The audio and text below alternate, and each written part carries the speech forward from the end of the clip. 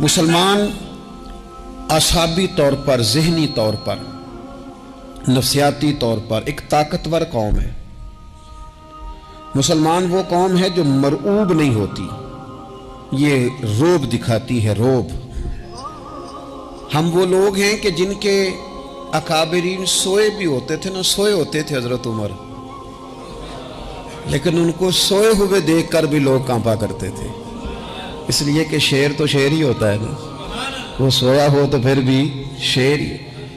تو میں کچھ عرصے سے اس کمی کو بڑی شدت سے محسوس کرتا ہوں کہ لوگ، یعنی کوئی شخص بھی ملتا ہے تو وہ اس لہجے میں بات کرتا ہے کہ اسے مظلوم مان لیا جائے، قابل رحم مان لیا جائے، اس کی مدد کی جائے، اس پر توجہ کی جائے۔ یہ مسلمان کی شان نہیں۔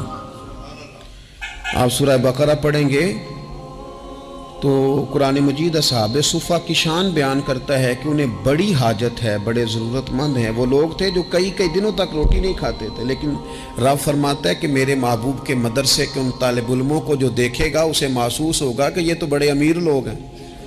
کیوں محسوس ہوگا؟ لا یسألون الناس الحافا، یہ لوگوں سے لپٹ لپٹ کر سوال نہیں کرتے، کشکول طلب نہیں دراز کرتے، یہ اپنے پردے کو قائم رکھتے ہیں۔ خودداری، عزت نفس، وقار، خودی، ہمارے ہاں تیزی سے ان چیزوں کا آج جو ہے وہ یوں محسوس ہوتا جیسے قحط ہو گیا ہے۔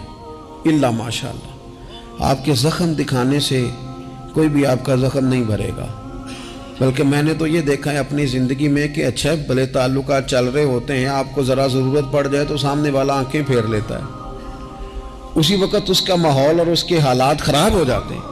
اس لیے اپنا سارا بھروسہ، اپنی ساری توجہ، اپنی سوچوں کا مکمل مدار صرف اللہ رسول کی ذات کو بنائیں، اور اس انداز میں بنائیں کہ کون دیتا ہے دینے کو تو چاہیے، دینے والا ہے سچا ہمارا نبی۔ اور یہ ذہن بنائیں زندگی میں کہ رب رسول کی بارگاہ سے 2 قطرے بھی مل گئے تو دنیا بھی بن جائے گی، آخرت بھی بن جائے گی۔ اس لیے ادھر ادھر دیکھنا تھوڑا کم کریں۔ اور بالخصوص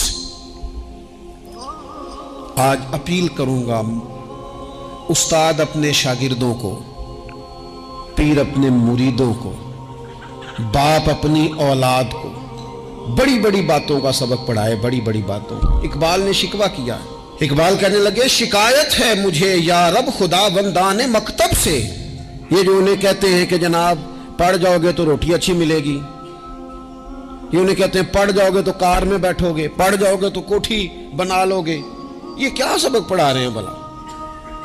ان کو تو تم بڑے بڑے باتیں بتاؤ، انہیں کہو پڑھو گے تو دنیا میں حضور کے دین کا انقلاب برپا کرو گے، تم ان کہو کہ تم پڑھو گے تو تم ایک پورا ملک چلاؤ گے، تم انقلاب برپا کرو گے، اٹھ باندھ کمر کیوں ڈرتا ہے، پھر دیکھ خدا کیا کرتا ہے۔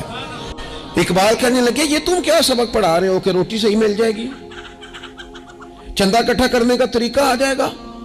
کہنے لگے شکایت ہے مجھے یا رب خدا بندان مکتب سے، سبق شاہی ہے اور بچوں کو دے رہے ہیں خاک بازی کا۔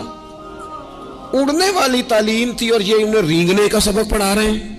تگڑی تگڑی باتیں بچوں کو سکھاؤ، تگڑی تگڑی، یہ پھر سارے نہ ڈھونڈتے پھریں کہ وہ فلانا جو ہے نا چاچا امیر ہے تو ماموں امیر ہے تو فلانی خالہ باہر ہے تو فلانا ذرا مہربانی، کوئی بھی نہیں مہربانی کرتا۔